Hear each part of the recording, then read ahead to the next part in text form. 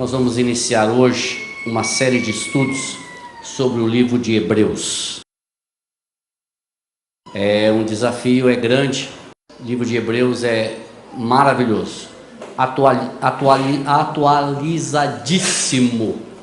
E nós vamos, não sei quantas mensagens nós vamos fazer, mas que o Senhor nos capacite a expormos esta epístola, essa carta, que é maravilhosa. Eu quero falar hoje sobre Hebreus capítulo 1, de 1 a 4, apenas, que diz assim: havendo Deus outrora, antigamente, falado muitas vezes e de muitas maneiras aos pais pelos profetas, nestes últimos dias nos falou pelo Filho, a quem constituiu o herdeiro de todas as coisas, pelo qual também fez o universo.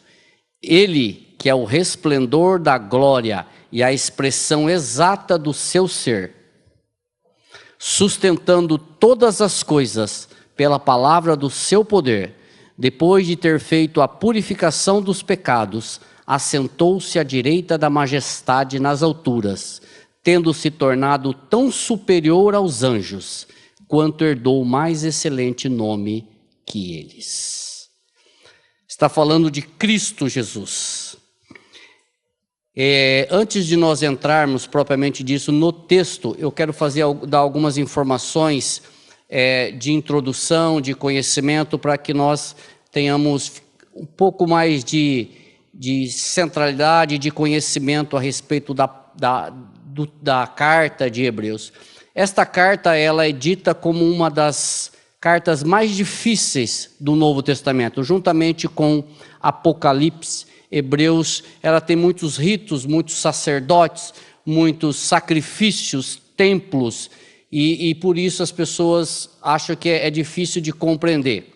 Uma coisa é certa, a carta de Hebreus, ela está diretamente relacionada ou diretamente ligada aos 5 primeiros livros da Bíblia.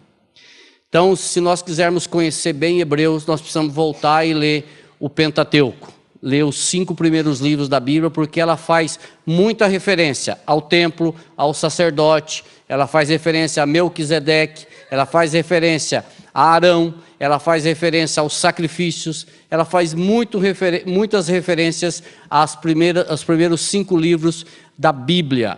Então, nós precisamos ter um pouco de conhecimento daqueles 5 primeiros livros, e aí nós vamos ter um pouco mais de facilidade para entender a carta aos Hebreus.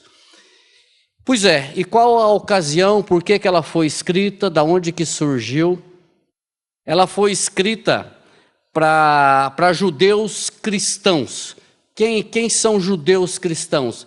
Eram judeus que foram convertidos ao judaísmo. Então, essas pessoas, eles ouviam falar de Jesus, os apóstolos ou as pessoas que vieram após, os discípulos, eles iam nas sinagogas aos sábados, eles pregavam de Jesus Cristo, ensinavam a respeito de Jesus Cristo, que ele era o Messias, que tinha sido prometido no Velho Testamento. Os judeus criam no Messias, criam em Cristo, e aí começavam as perseguições. Tinham as suas igrejas, e os judeus, eles perseguiam esses judeus cristãos. Então, a carta, eles foram escritas para esses judeus cristãos convertidos ao judaísmo. E eles estavam em perigo, porque havia um perigo muito grande desses judeus cristãos voltarem ao cristianismo, voltarem à lei, voltarem a Moisés, porque eles estavam sendo perseguidos. E isso chamava de apostasia, ou eles apostatarem da fé e voltarem para Moisés.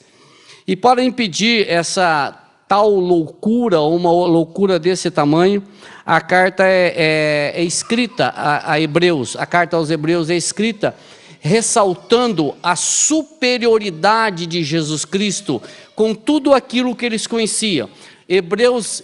O autor aos Hebreus escreve falando sobre a superioridade de Jesus com relação aos anjos. Jesus é superior aos anjos, Jesus é superior a Moisés. Quem é Moisés para eles? É o grande, é o the best. Moisés é que deu a lei para eles. Só que Jesus é superior a Moisés. Jesus é superior a Arão, ao sumo sacerdote. Jesus é superior ao movimento sacerdotal. Jesus é superior a Melquisedeque, lá do Velho Testamento, que ele vem, Jesus é sumo sacerdote segundo a ordem de Melquisedeque. Abraão pagou dízimo a Melquisedeque. Então Jesus é superior a Abraão. Jesus é superior a Josué. Quem é Josué? Josué foi o sucessor de Moisés, que passou o Jordão e levou o povo para a terra prometida. Jesus é superior a Josué. Então, o livro de Hebreus vem para dizer o seguinte: olha, tudo isso que vocês conhecem, Jesus é superior a tudo isso. Então, nós vamos estudar no decorrer cada uma dessa superioridade. E o argumento deles era muito plausível, ou razoável no mínimo. Eles diziam o seguinte: espera um pouquinho, se lá no judaísmo nós tínhamos uma religião e nós não éramos perseguidos, e agora no cristianismo nós somos perseguidos dessa forma, perdemos o emprego, casa, somos mortos, por que não voltar para o judaísmo, continuar com aquela religião e não ser perseguido mais? Então é razoável esse pensamento. E aí o escritor diz: não, se você voltar, não tem coisa melhor do que Jesus Cristo. É você voltar para uma religião obsoleta, para algo que é passado, para algo que é velho, que não pode produzir nada em você. Então os argumentos do escritor aos Hebreus são muito fortes. Mas a dúvida daqueles irmãos também era muito forte, porque muitos deles já tinham sido mortos pela perseguição, outros já tinham perdido seus empregos, outros já tinham sido expulsos das suas casas. E o escritor diz: não, fica firme, porque Jesus é superior a tudo isso. A epístola aos Hebreus, ela é uma palavra de exortação e uma palavra de encorajamento ao mesmo tempo. E ela fala isso lá no 13:22, estou fazendo um panorama da epístola, onde diz assim: rogo-vos, porém, irmãos, que suporteis esta palavra de exortação, pois vos escrevi resumidamente. Então, Hebreus era uma palavra de exortação para que eles ficassem firmes. E ao mesmo tempo, é uma palavra de encorajamento. Tá, alguém ficou ansioso porque talvez eu trouxesse definitivamente quem escreveu Hebreus, mas eu tenho que desapontá-los. Eu não sei quem escreveu Hebreus. Quem é o autor de Hebreus? Nós não sabemos.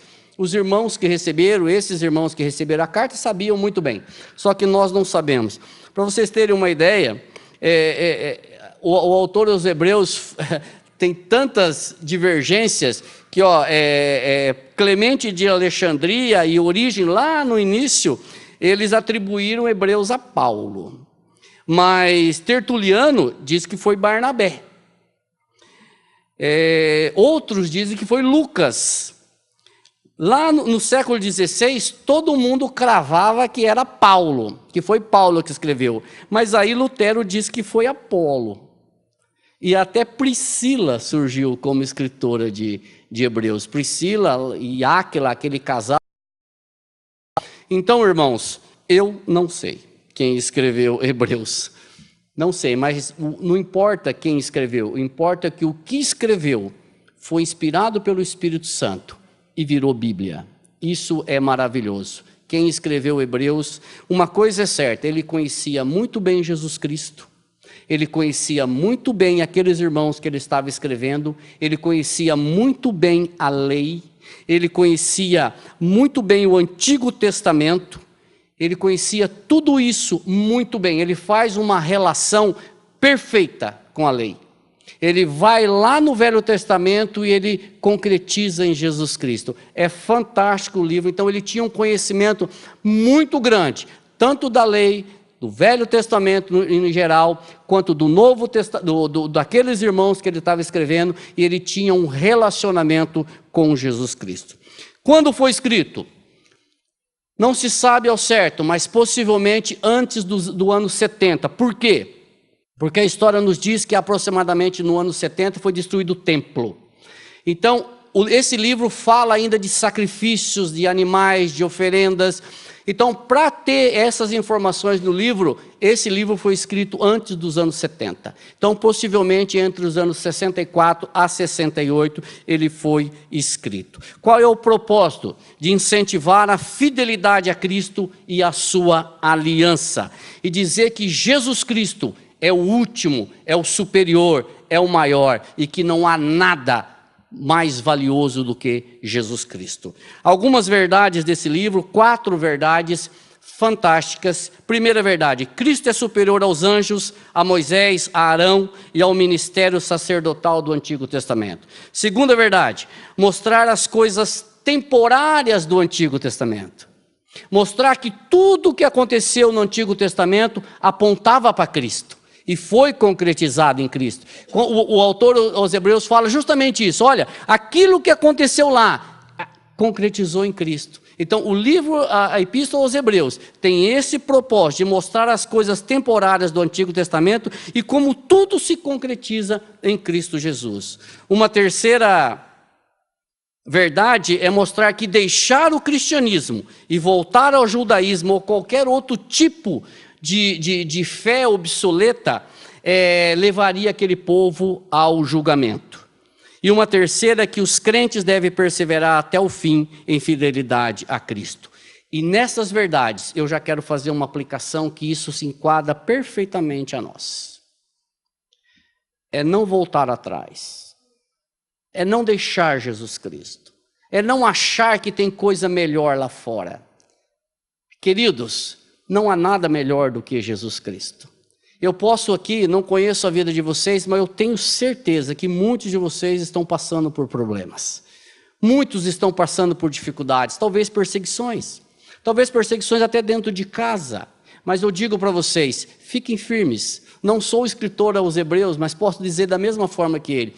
Fiquem firmes, não voltem, não desanimem, não deixem Jesus Cristo, não se lance a nenhuma crença, nenhuma filosofia, nenhum movimento, todas as coisas obsoletas da fé, porque não há nada de interessante lá fora. Cristo é superior a tudo isso. O Marco falou aqui agora há pouco, nós temos a esperança, nós cremos que Jesus vai voltar para nos buscar. Ele diz que nós também passamos por dificuldade, passamos por problemas. Claro que passamos, mas irmãos, nós temos um Senhor que morreu, mas não ficou na morte, ressuscitou e vive para todo sempre. Esse é mais uma comparação que ele faz com os sacerdotes. Os sacerdotes morriam, eram substituídos de tempo em tempo pela morte. Jesus Cristo, ele vive para sempre. Ele fez o sacrifício dele uma única vez e para sempre. Não precisa fazer mais. E nós vamos ver isso daqui, talvez, não, se não hoje, mas no decorrer do estudo, nós vamos ver que Jesus Cristo é definitivo, é superior, é real, e nós não precisamos de nada mais do que ele. Nada mais. Uma outra característica desse escritor é que ele conhecia Timóteo. Ele diz aí no 13:23, notifico que o irmão Timóteo foi posto em liberdade. Então ele conhecia Timóteo. Com ele, caso venha logo, vos verei. Então ele tinha um relacionamento com Timóteo. Isso talvez atribui a Paulo, mas, sinceridade, nós não sabemos quem foi que escreveu. Como eu disse, foi escrito aos irmãos judeus que creram em Cristo e passaram a seguir o Senhor Jesus Cristo. Esses cristãos, quem eram esses cristãos? Aonde que eles moravam? Para quem foi escrita essa carta? Possivelmente, mais um detalhe do livro, eles moravam na Itália, porque 13:24 diz assim, saudai todos os vossos guias, bem como todos os santos, os da Itália vos saúdam. Então, possivelmente fosse uma comunidade, uma igreja não muito grande na Itália, que recebeu estas cartas. Esses irmãos, eles tinham sofrido perdas de todos os tipos, como eu disse, de todos os tipos. Tinha perdido as suas casas, tinha experimentado provações, dificuldades, sofreram opróbios, perdas e privilégios, perseguição, foram ridicularizados, foram declarados ódio sobre eles, pelos judeus, e se nós quisermos ter uma noção do que eles passaram, é só nós lermos ali as perseguições de Paulo. O que Paulo, não esqueçamos que Paulo também era um judeu, que creu em Cristo Jesus. É só nós olharmos o que Paulo passou, quais foram os sofrimentos, as perseguições, os açoites que Paulo sofreu. Esses irmãos possivelmente estavam sofrendo a mesma coisa. Ok, irmãos? Então, essa foi uma pequena introdução do livro para que a gente saiba quem escreveu, de onde foi, não sabemos quem escreveu, mas quem recebeu e o que o livro diz de forma geral. Então vamos lá. Hebreus 1, de 1 a 2 diz assim: havendo Deus outrora falado muitas vezes e de muitas maneiras aos pais pelos profetas, nesses últimos dias nos falou pelo Filho, a quem constituiu o herdeiro de todas as coisas, pelo qual também fez o universo. Irmãos, esta afirmação, ela nos dá um conforto tão grande, tão maravilhoso. Sabe por quê? Porque o nosso Deus fala. O nosso Deus falou e o nosso Deus continua falando. Ele não é um Deus mudo. Ele não é um Deus, como diz o reverendo Augusto Nicodemos, que está escondido no mais profundo dos céus e deixando o pau quebrar aqui embaixo. Não, ele é um Deus que interage, ele é um Deus que falou, ele se preocupou desde quando ele criou o homem, e ele continua se preocupando, a ponto de ter mandado o seu Filho Jesus Cristo. Ele falou. Ele não é um Deus mudo escondido, como eu disse, ele não responde, mas ele interage, um Deus que fala pela tua palavra, um Deus que busca um relacionamento com os seus filhos, ele busca um relacionamento, e esse relacionamento, irmãos, ele começou lá no jardim do Éden. Quando Adão e Eva pecou, a Bíblia diz que Deus veio ao encontro deles, eles se esconderam de Deus entre as árvores, mas Deus perguntou: onde você está? Onde você está? E ali nós temos todo o desenrolar da história. Deus falou e Deus continua falando. João Calvino, ele faz uma ilustração muito legal, ele diz assim, Deus falou outrora ou antigamente pelos profetas, agora pelo Filho. Ele falou então aos pais, agora a nós. Ele falou antes diversas vezes, agora pelo Filho, definitivamente. O Senhor nos fala pelo Filho amado. E como a Bíblia diz que ele outrora falou, ele falou muito, ou seja, passo a passo, e de muitas e variadas formas, modos aos pais. Ele falou por sonhos, ele falou por visões, ele falou por enigmas, ele falou pelo mar vermelho, ele falou pelo maná, ele falou pelas codornizes, ele falou pela coluna de fogo, ele falou pela nuvem, ele falou pela sarça, ele falou inúmeras vezes. E a revelação dele era sempre gradativa.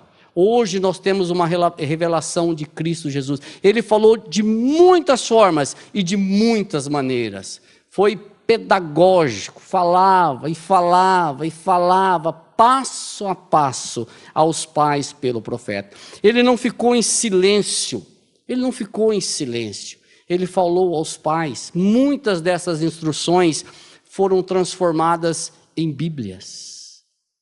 Muitas dessas instruções foram transformadas em Bíblias, para que eu e você pudéssemos ler, entender e compreender quem é o nosso Deus. Sabe por quê?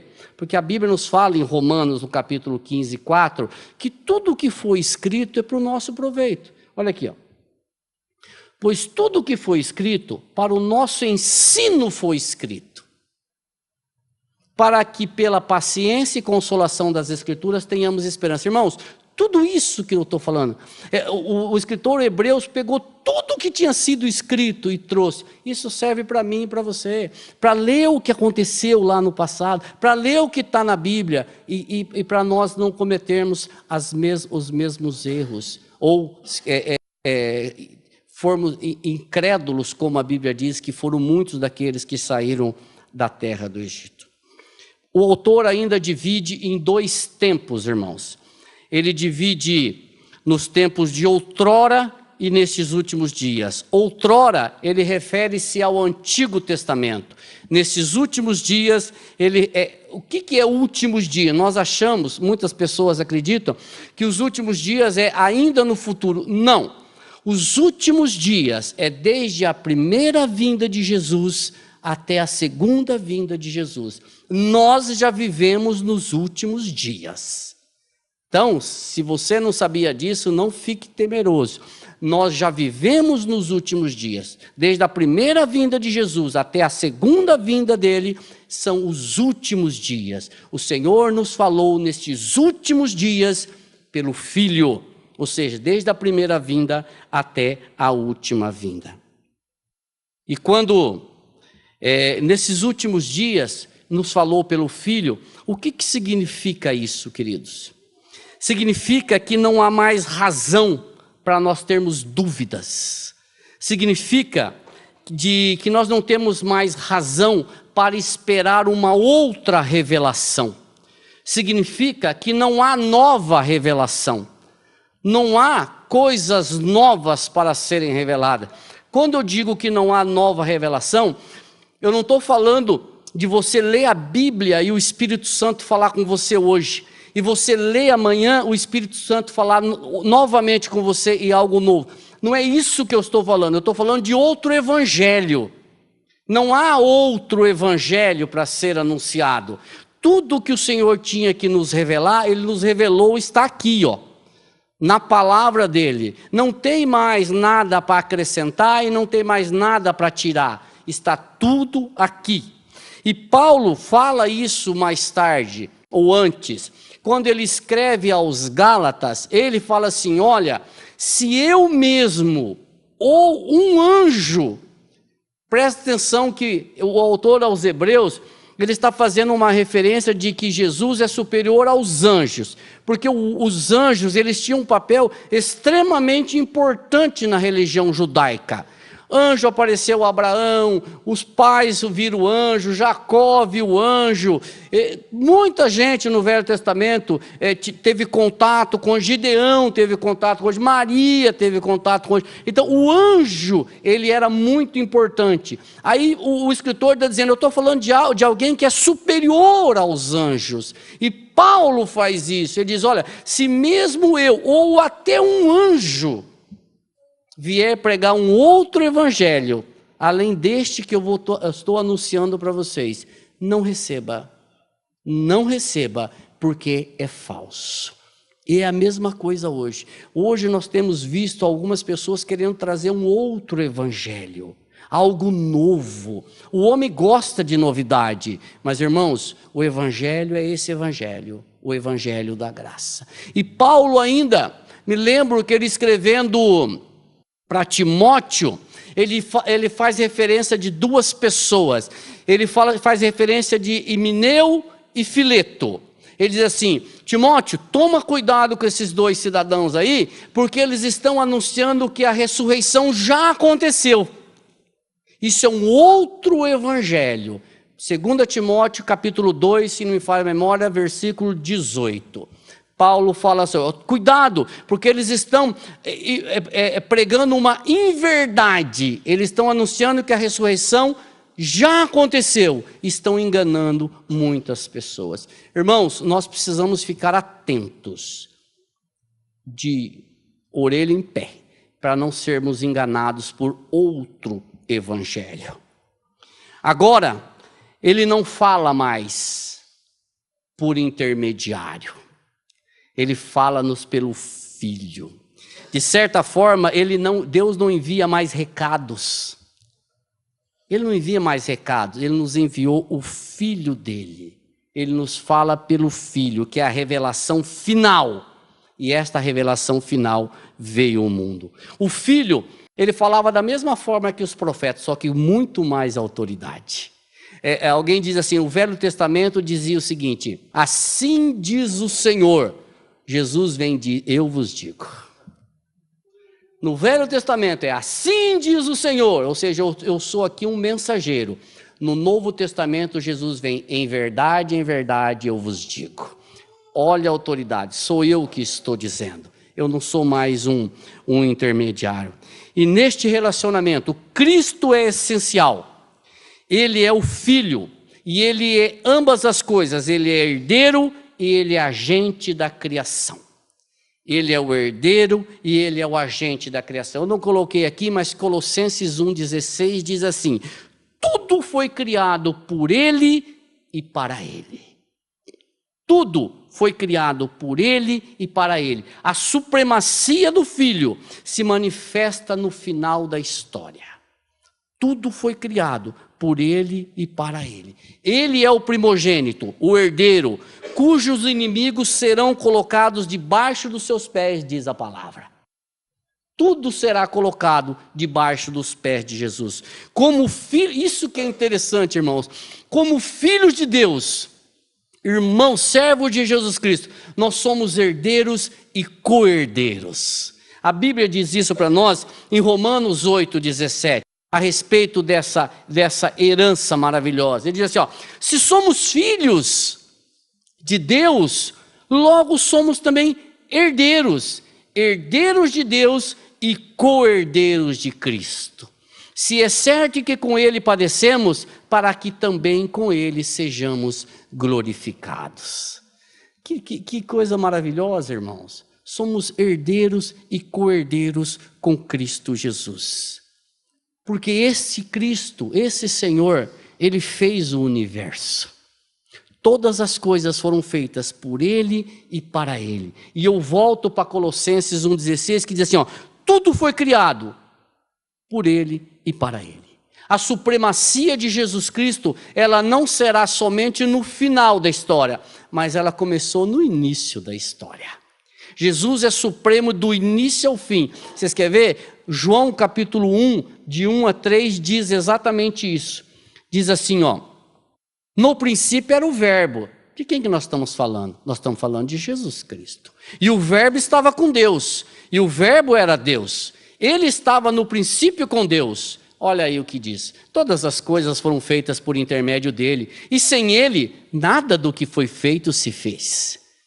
Ele é supremo desde o início. Ele será supremo para todo sempre. A supremacia de Jesus acontece do início ao fim da história. Por isso que nós falamos que a Bíblia só tem um herói, Jesus Cristo. Só ele é o herói. A confissão de fé de Westminster a respeito deste assunto, no item 4.1, diz assim, vou ler. No princípio, diz, aprove a Deus Pai, o Filho e o Espírito Santo para a manifestação da glória de seu eterno poder, sabedoria, bondade, criar ou fazer do nada, no espaço de 7 dias, e tudo muito bom, o mundo e tudo que nele há, visível e invisível.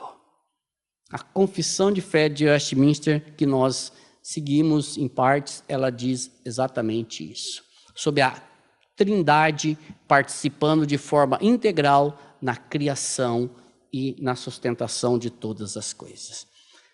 A segunda parte do texto, Hebreus 1, 3, 4. Ele, que é o resplendor da glória e a expressão exata do seu ser, sustentando todas as coisas pela palavra do seu poder, depois de ter feito a purificação dos pecados, assentou-se à direita da majestade nas alturas, tendo se tornado tão superior aos anjos, quanto herdou o mais excelente nome do que eles. Presta atenção nessa palavra. Ele foi superior aos anjos. Não, tão superior aos anjos, muito maior do que os anjos. O resplendor que o mundo recebe do próprio caráter de Deus em Jesus Cristo. Esse é o resplendor do Senhor. A glória de Deus é o seu resplendor. Jesus, portanto, é Deus. Se alguém tinha dúvida disso, fique sabendo disso agora. Jesus, portanto, é Deus. É a manifestação da glória divina. É a expressão exata do seu ser. Jesus é a expressão exata do seu ser, a própria imagem de sua substância, pertence propriamente à sua divindade. A Bíblia nos fala, no livro de Mateus, uma história, quando Jesus estava falando ali os caras perguntando para Jesus se era certo pagar tributo a César ou não, ele pega uma efígie e diz assim: de quem que é essa imagem aqui? Aí o cara diz assim: é de César. Todo mundo sabia que a imagem era de César. Trazendo para Jesus, Jesus é a estampa de Deus. Quando nós olhamos para Cristo, nós vemos o Pai. Jesus é a expressão exata do Senhor. Não há nada que separe. Ele é a própria imagem do Senhor. Cristo é a estampa ou a expressão de Deus. Ele é a essência de Deus. E eu quero falar para vocês o seguinte: no livro de João, no capítulo 4, nós temos duas perguntas que foram feitas pelos discípulos, que foram assim maravilhosas, e Jesus usou as respostas de forma esplêndida. A primeira foi Tomé, quando Jesus estava falando sobre a preparação dos lugares, que ele: vou preparar lugar para vocês quando eu voltar, tal. Aí Tomé diz assim: Senhor, mas nós não sabemos o caminho, mostra-nos o caminho. Aí Jesus diz assim: Tomé, eu sou o caminho, a verdade e a vida, ninguém vem ao Pai senão por mim. Tomé estava falando de um caminho físico, Jesus estava falando de um caminho espiritual. Mas um pouco depois, Jesus disse assim: se vós tivesses me conhecido, conheceríeis também o meu Pai. Logo em seguida vem uma outra pergunta, uma outra proposta. Dessa vez é de Filipe. Filipe diz assim: Senhor, então mostra-nos o Pai, e isso basta. Aí Jesus fala assim: Felipe, eu estou há 3 anos com vocês e você me pergunta, e você me propõe para eu mostrar o Pai. Quem me vê, vê o Pai. Quem me vê, você está me vendo? Quem me vê, vê o Pai. Por que Jesus disse isso? Porque Ele é a imagem do Pai. Muitas vezes as pessoas imaginam que há uma hierarquia na Trindade. Deus manda, Filho obedece, Espírito Santo obedece. Não há hierarquia, irmãos. Nós não sabemos explicar corretamente como é que funciona, mas o Pai testifica do Filho, o Espírito testifica do Pai, que mandou o Espírito, que subordina tudo aos pés do Filho, que entrega para o Pai, que são todos em um. Não peça para eu explicar, que eu não sei, mas não há hierarquia na Trindade. Mas Jesus disse para Filipe: olha para mim, quem me vê, vê o Pai. Se você está em mim, você está no Pai. Por quê? Porque nós somos um. Nós somos um. João Calvino diz assim, olha que coisa interessante: quando você ouve que o Filho é a glória da glória do Pai, quando você ouve que o Filho, Jesus, é a glória da glória do Pai, tenha em mente que a glória do Pai para nós, lhe é invisível até que ela resplandeça em Cristo. E essa é a razão porque ele é chamado a própria imagem da substância divina. Porque a majestade do Pai é invisível até que ela se revele como uma expressão da própria imagem divina. Ou seja, Deus se manifesta em Cristo. Cristo é a expressão exata do Pai, o nosso Senhor. Ali, dando continuidade, 1:3 diz assim: Ele está sustentando todas as coisas pela palavra do seu poder. Irmãos, o universo é sustentado, ele está desse jeito pela palavra do poder de Cristo Jesus. Ele mantém todas as coisas organizadas, todas as coisas do jeito que está, é pela palavra do seu poder. E depois de ter feito a purificação dos pecados, assentou-se à direita da majestade nas alturas. Por que ele fez a purificação de todos, depois que ele fez a purificação de todos os pecados? Queridos, os sacerdotes, os sumos sacerdotes, eles aspergiam sangue de animal para purificar os pecados. Uma vez por ano, o sumo sacerdote, ele entrava num local chamado Santos dos Santos, e ali ele fazia a purificação, ou seja, o perdão, o pedido de perdão de pecados dele primeiro. Primeiro ele matava o animal pelo pecado dele, depois pelo povo. Por quê? Porque ele também era pecador.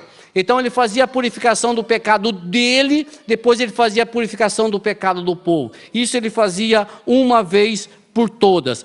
Mas Cristo fez isso, como eu disse no início, uma única vez e para sempre, utilizando o seu sangue próprio. Ele não usou sangue de cordeiro. Isso é mais uma forma que aconteceu no Velho Testamento que apontava para Cristo. A Bíblia diz que sangue de bode, de touros, não purifica pecados, mas o sangue de Jesus Cristo purifica pecados. Nós fomos comprados pelo sangue de Cristo, pelo precioso sangue de Jesus Cristo. E Ele fez essa purificação uma única vez e para sempre. Por isso que a Bíblia diz, Ele assentou-se. A obra está consumada. Tetelestai, está consumado. Está o clamor de Cristo na cruz do Calvário. E Cristo assentou-se porque a sua obra consumada, enquanto que os sacerdotes judaicos, eles permaneciam em pé.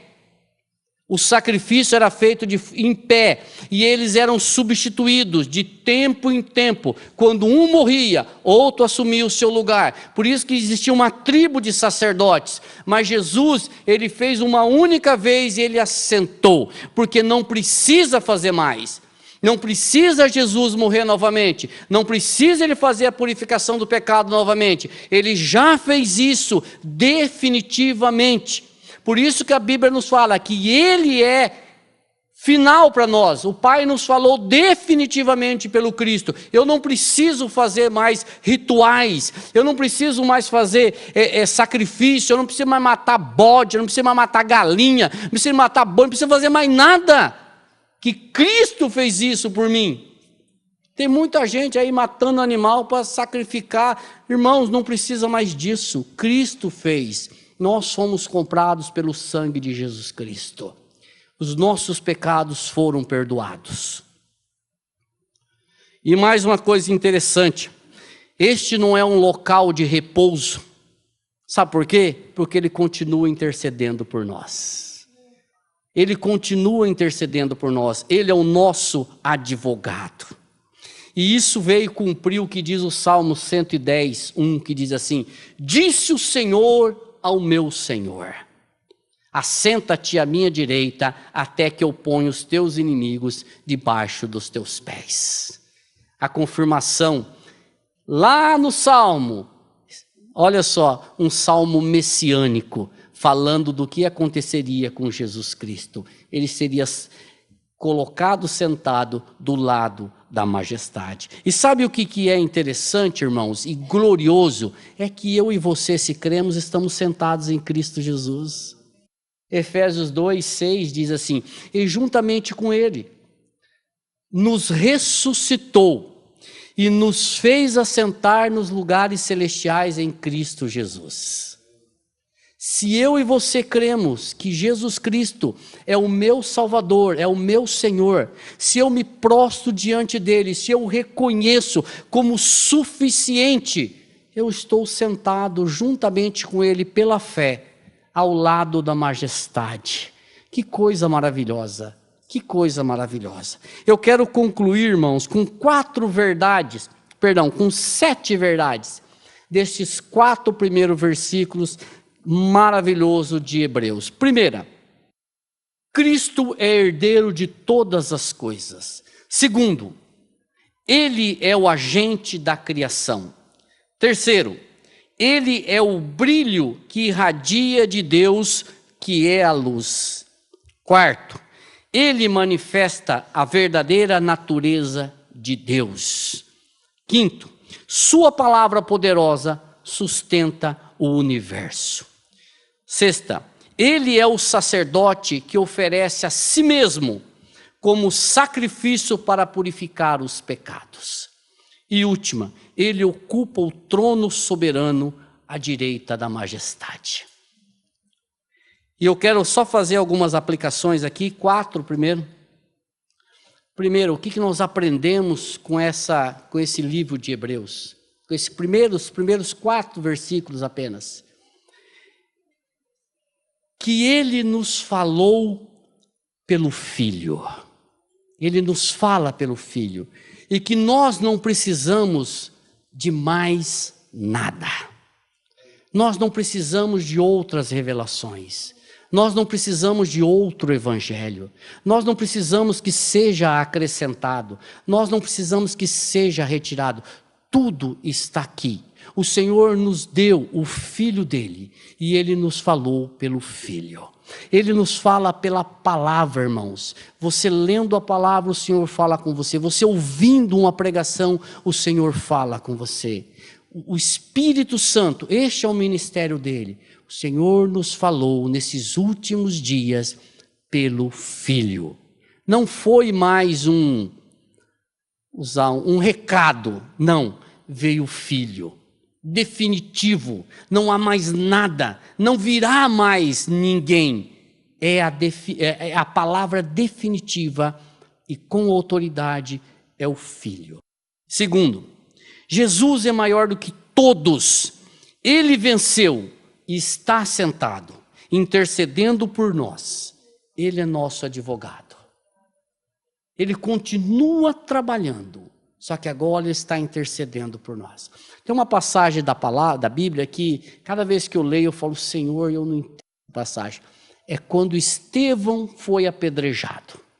A Bíblia nos diz que Jesus está sentado, mas se você prestar atenção lá em Atos capítulo 7, se não me falha a memória, no final de Atos capítulo 7, diz assim, que Estevão, quando foi apedrejado e eles estavam no final da vida, diz assim, eis que vejo os céus abertos e o Filho do Homem em pé. Que interessante isso. Em pé. Mas Jesus está sentado. Explica isso. Pergunta para o pastor Marco. Eu não sei explicar isso. Mas Jesus estava em pé. Talvez dizendo, Estevão, eu estou vendo o que está acontecendo aí com você. Eu sei que você está levando pedrada na cabeça. Eu sei que você está sendo apedrejado. Eu sei, Estevão, que você é minha testemunha. Eu sei que você pregou o meu evangelho. E eu estou aqui, Estevão, esperando aqui você chegar. Bem rápido. Tem um lugar aqui. Eu estou falando, irmãos, por favor, isso não está na Bíblia. Eu só estou aqui fazendo uns pensamentos aqui. Outra, Jesus sustenta todas as coisas pela palavra do seu poder. Todas as coisas. E última, irmãos, fiquemos firmes. Você está passando por dificuldades, por provações, fica firme. O Senhor, muitas vezes, Ele nos prova. Ele nos dá uma coxada para ver até que ponto nós o amamos. Mas saiba que nenhuma provação é maior do que você possa suportar. E se começar a ficar pesado, ele alivia o fardo. Irmãos, fique firme. Não dê ouvidos a filosofias, vãs sutilezas, diz a palavra. Outro evangelho. Fica neste, porque esse aqui é o verdadeiro. Amém? Que o Senhor nos abençoe.